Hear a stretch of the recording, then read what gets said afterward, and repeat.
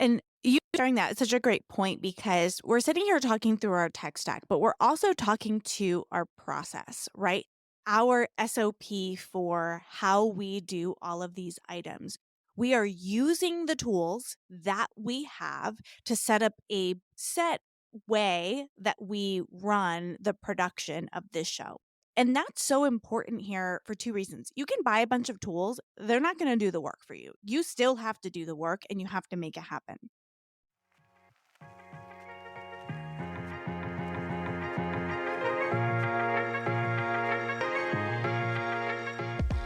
Welcome to the Her First podcast, a platform to help online business owners, coaches, and creators gain the confidence needed to build a successful business while creating a sustainable lifestyle balance. We are here to help you prioritize yourself in business and life. I'm Joanna Newton.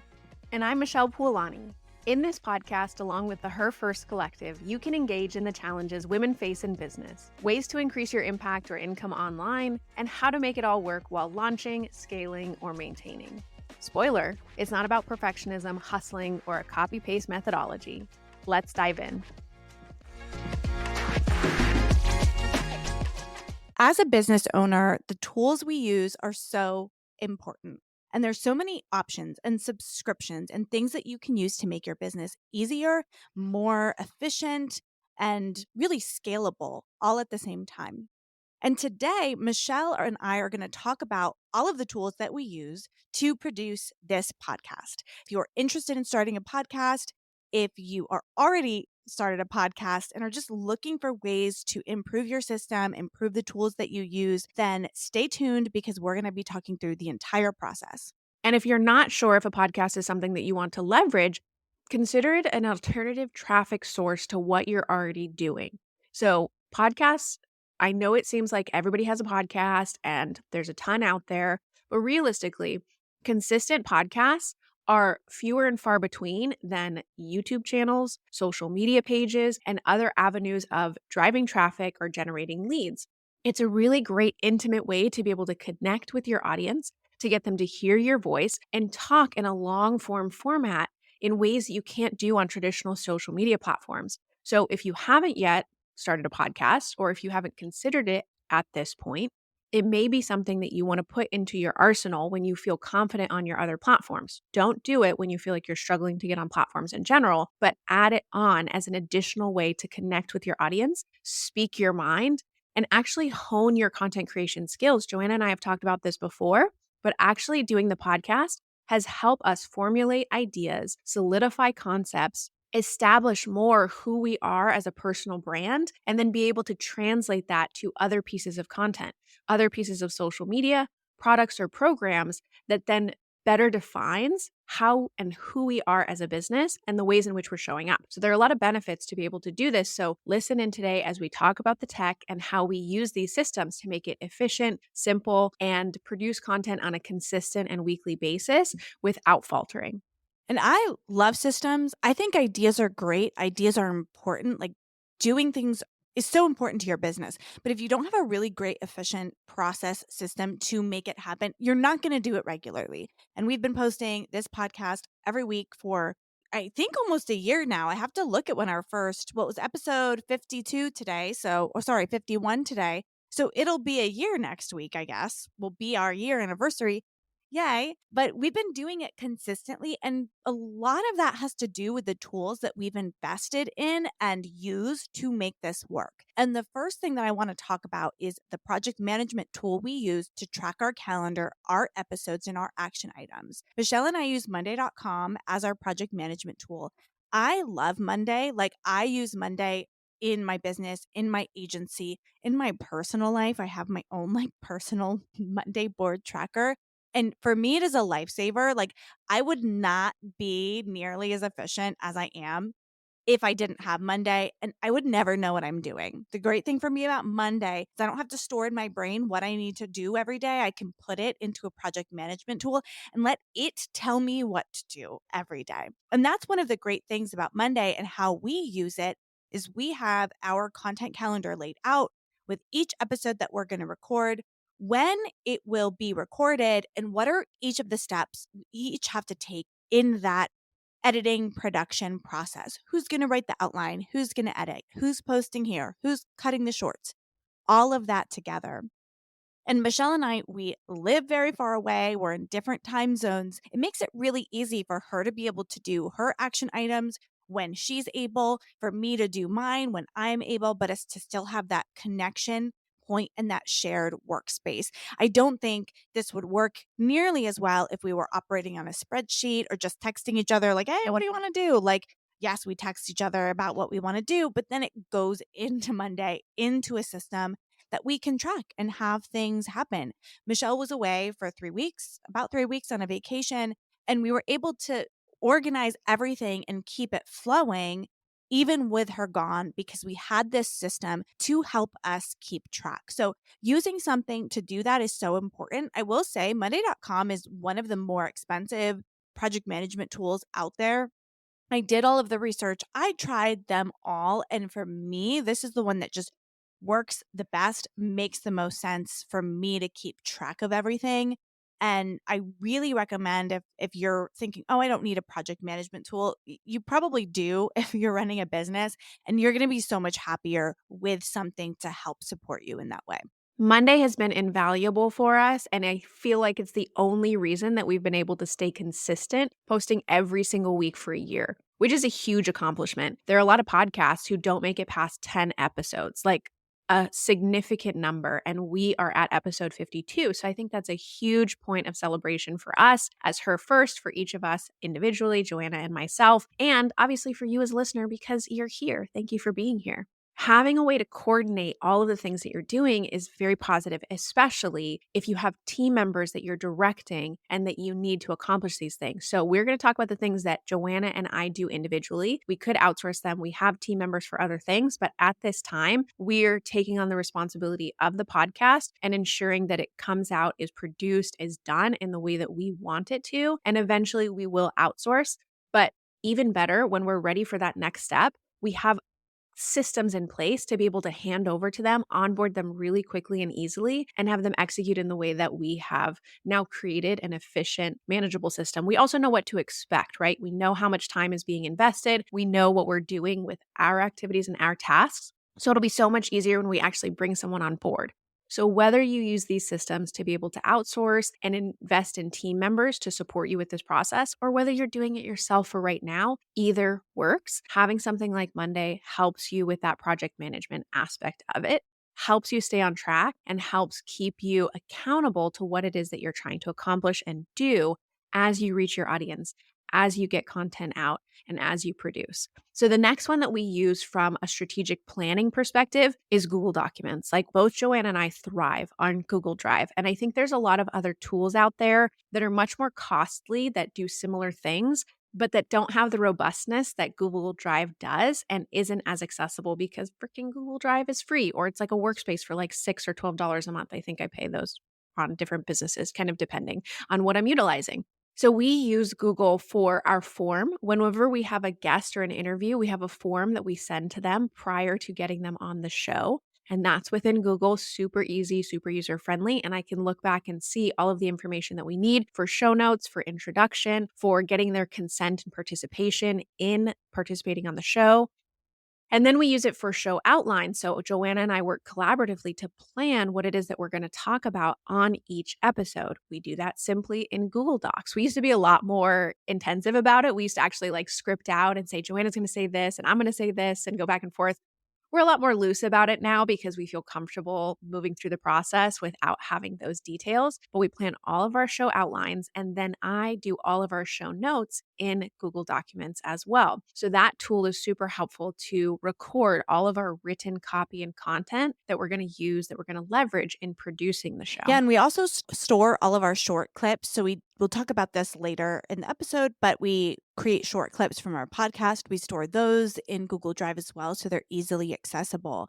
Not only does Google Docs give us a really easy way to collaborate on these things, again, we're in different time zones. We work at different times. Michelle's able to start an outline, send it to me, let me give feedback. Like, it's very fluid and easy to work with. We also have a record of everything. So when we have Monday mixed with Google Docs, if we want to look back and say, wait, I think we did an episode on that, it would be really easy for us to go find that episode, duplicate it, and create a follow up, a part two, or something like that. So it also gives us a lot of record keeping that we can kind of know what's happening, what was done, what was not done in the past. We can even pull up an old episode. This episode that we're filming right now was originally a different topic. Something happened with the recording, it broke down, right? We lost that episode. We then took that outline because it was stored in Google Docs and linked in Monday and saved in Monday and repurposed it to become now this episode, right? So we were able to have that sort of efficiency because of Monday and Google Docs. The next thing that we use is Squadcast. So Squadcast is the tool that we use to actually record our podcast. The tools and the quality is much higher than Zoom. While Zoom would cost us less money to meet in a Zoom room and do this, Squadcast really benefits us because we're able to get higher quality recordings than Zoom has. It's really easy to bring in guests. There's a lot of benefits and features to using this tool that make the production side easier on the back end for us, which is really, really important to make that back end production process as easy and efficient as possible. And getting high quality recordings in Squadcast is a big, big part of that. It's really user friendly. We had no real issues getting started with it.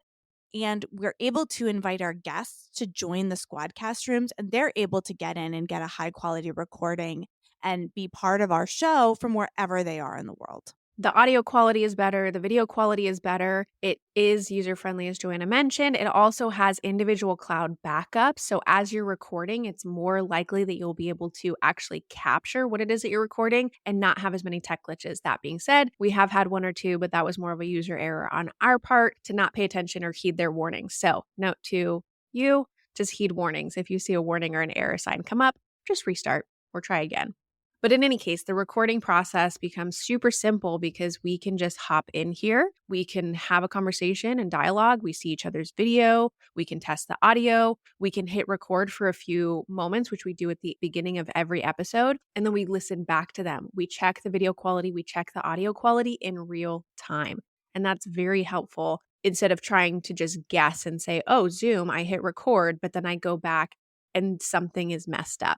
The other benefit of Squadcast is that it is actually part of Descript as well. There's an acquisition that happened. I forget who acquired who, but they merged into one.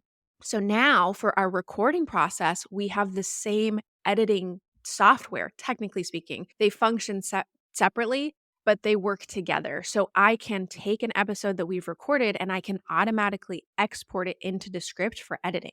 And it'll help me do a multicam editing based on speaker. So the way that we record from a video perspective, if you're listening to this on any audio podcast recording, we also post to YouTube. So we have a video format that we have as well. And so editing in Descript is really easy for studio sound editing. Even though we use professional mics with our recording, it's still great for studio sound editing, for balancing, etc. It's great for video editing if we have our intro to add in, if we have any slides, like we had a guest who had slides once, I can add in those slides. And it just helps us with the transitions. And I love Descript because it's not just like Adobe where you edit the video. I forget what it's called, but it translates it into a transcript. And so I can edit in the transcript, which is text and copy, as opposed to just seeing the video. So when we're talking, it's really easy for me to say, if I have a sentence that's like, oh no, wait, I want to just cut that out. That wasn't what I wanted to say, and I'm reiterating that. I can highlight the sentence and it'll clip that video. So it's a really beneficial editing tool for us in order to produce this podcast and actually get it out into the world, because we make mistakes and we have changes or we want to move things around. And so Squadcast pairing with Descript is super helpful on that front. They also introduced what they call Underlord, which is essentially their AI tool. They're a very funny company. So they've got all these little like Easter egg comments or things that are quite humorous. But their AI tool actually removed an additional tech piece for us, where we used to use Podium, and I've used other tools before, to basically take our podcast and turn it into a draft of show notes or a draft of what we need to then get it out into content creation or put it out into the world. Descript does that through AI Now, to be able to give me a summary, show notes, suggested titles, timestamps, anything, that I'm looking for that I just need to extract from the episode, it provides that for us. So it's really great for AI. And then the only additional thing I use is ChatGPT when it comes to keywords. So just kind of pulling that thing out as an additional AI tool, but that's accessible and usable by anyone at a free level. Descript also makes it super easy for me to share that video and that recording with Joanna. So all I do is I copy and paste the published shared link, and then she can access it from her side to take the video and post it to YouTube as I take the audio and post that and schedule it into Buzzsprout with our show notes, respectively. And you sharing that is such a great point because we're sitting here talking through our tech stack, but we're also talking to our process, right? Our SOP for how we do all of these items. We are using the tools that we have to set up a set way that we run the production of this show. And that's so important here for two reasons. You can buy a bunch of tools, they're not going to do the work for you. You still have to do the work and you have to make it happen. Also, having a process when you have multiple people makes it easier. You just heard Michelle talk through. I share Joanna the link. She then downloads, puts it into YouTube. I put it into Buzzsprout. We don't ever have that conversation. She says, here's the link. And then we do our jobs because we know what happens next and we know our respective roles. What's so great about this is one, right now we're doing it all. That's great. We know what we're doing. We don't have to waste time. We're both very busy. We're business owners. We have 1,000 things going on. We don't have time to sit and hash out who's going to do what, all of that. We can then, in the future, as we grow the podcast, we can delegate those tasks to people. And we could say, okay, here's the process. This is what you do to a single person who can follow that process. Or maybe it is two people, right? Two different jobs. And we can lay out that process for what that is. When you know what happens next and what tools you are using to use it, that's how you get efficient processes. Because, right, Michelle edits, she sends me the links. I know what I'm doing. She knows what she's doing. It's not a conversation. It's such a great point because your time as a business owner is so incredibly valuable that you have to be efficient and you have to leverage it. And we don't want to be spending time on the post production side of things, but realistically, it's such a small investment on our point. Recording and then editing takes up the most time. But I'm editing based on how I want the show to move forward and what I want to clip out and what I want to keep in. So, that from my perspective is important because it's the finished product, it's what people are hearing and how they're engaging with us and how that final piece of long form content is going to be consumed. But all of those other little steps that we're mentioning and talking about, they're like instant. It is so quick. Like we move through the process in a really, really easy fashion now. And when you can think about all the time that you're getting back, utilizing tech, utilizing systems in the way that supports you, it's invaluable. And then thinking about reallocating your time in better places and higher priority tasks. The next thing we use in our process is Buzzsprout. And if you've never posted a podcast before and never thought about this, you might not know this, but you need a tool that's going to distribute your show through an RSS feed to all of the podcast platforms out there. We use Buzzsprout to do that, and we did move from another tool into Buzzsprout recently. The setup was super easy, almost instantaneous of like merging. There were a couple things we had to click and do, but we were able to transfer our whole RSS feed from our podcast to Buzzsprout. And Buzzsprout can schedule the podcasts, we post them, we add the title, the show notes, the keywords, all of those things. And then Buzzsprout distributes that to all of the different podcast platforms. Buzzsprout offers a lot of options of where you can post it, provides analytics, all of those things. The other thing that's really nice about Buzzsprout is they kind of automatically make you a little podcast website that has all of your episodes all listed out. You also can get one share link that would then take people to whatever podcast platform they're listening on. So there's a lot of really great features of this tool that make it really user friendly for us. There are a lot of options and lots of different companies that do that. Right now, we're liking Buzzsprout. We might find we like another one and transfer it some other day. But right now, this is really working for us to actually get it out into the world. The other thing we do have to post separately to YouTube because we have a video version on YouTube.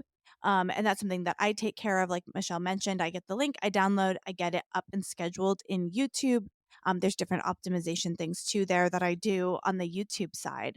But the other thing that we do is cut shorts from our podcast. Our shows are somewhere between 30 minutes and an hour long. And if you've listened to any episodes of this podcast, you know the importance of short form content and getting those short form clips.